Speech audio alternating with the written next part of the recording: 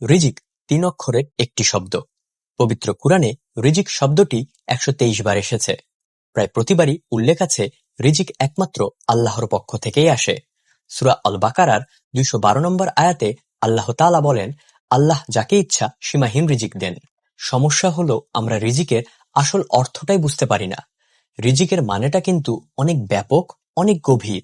রিজিকের সর্বনিম্ন স্তর হচ্ছে টাকা, পয়সা, অর্থ এবং সম্পদ। এর সর্বোচ্চ স্তর হচ্ছে শারীরিক এবং মানসিক সুস্থতা। সর্বোত্তম স্তর হচ্ছে পুণ্যবান স্ত্রী এবং পরিশুদ্ধ নেক সন্তান। এবং রিজিকের পরিপূর্ণ স্তর হচ্ছে মহান আল্লাহ তাআলার সন্তুষ্টি।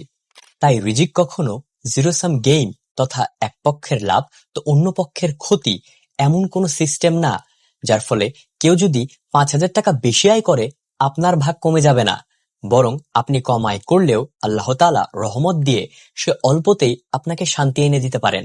আরবি ভাষায় এ অবস্থাকে বলা হয় হিকমা, যার অর্থ প্রজ্ঞা। অর্থাৎ কোনো ব্যক্তি যদি সর্ব অবস্থায় সন্তুষ্ট থাকে, শান্তিতে থাকে, তার মানে আল্লাহ তাআলা তাকে হিকমা দান করেছেন। সংক্ষেপে হিকমা অর্থ নিজেকে মানিয়ে চলা এবং তাতে সন্তুষ্ট থাকা। আল্লাহ যাকে হিকমা দান করেন তার ভেতর থাকে সাকিনা।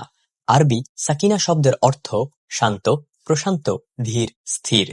ধরুন টেবিল ভর্তি খাবার, অথচ আপনি প্রত্যেকটা খাবারেই দোষ খুঁজে বের করছেন, পেট ভরে খেতে পারছেন না।